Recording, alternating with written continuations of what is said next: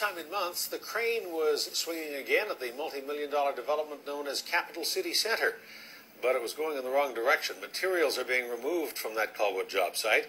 League Assets is shutting it down as the developer tries to find new investors after filing for bankruptcy protection.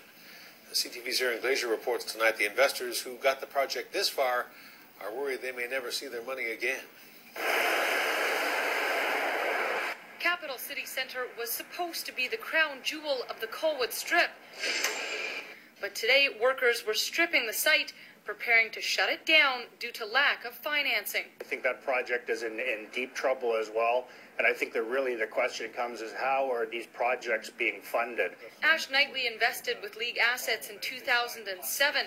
He says he put his money into the Quadra Village project, but he thinks it's now buried beneath the rebar in Colwood. And I think it has been through the intercompany structures essentially misappropriated to other purposes. Trouble started brewing back in August when work on the Capital City Centre site halted, but League said, don't worry. We don't have that commitment contract yet. We're expecting it by September 15th. That date came and went, and on October 18th, League filed for bankruptcy protection under the company's Creditors Arrangement Act, a federal act that allows companies in debt $5 million or more to restructure their finances. That they have an entity that's worth saving, that creditors will get more if the company's allowed to restructure, shed off some debt, but actually emerge better, stronger, and able to go on. But the way League has structured its assets could make that process difficult. City of Colwood Centre, there's so many of them in here, it just goes on and on. 105 separate companies. In a statement released today, League says interim DIP financing of $1.6 million was granted to League on October 25th.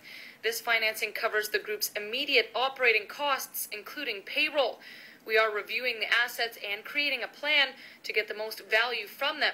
More clarity about the company's future should come on November 18th when League will appear at the Supreme Court of British Columbia. By that date, the company should have a better idea of whether it can be restructured or it needs to be liquidated. It may be seeking additional financing, probably another period of time. I think that's just the tip of the iceberg. I think much more of the story is going to unfold as the true depth and complexity of these problems is brought to public light. For now, the Capital City Centre's foundation is full of exposed rebar and unanswered questions. Erin Glazier, CTV News, Colwood.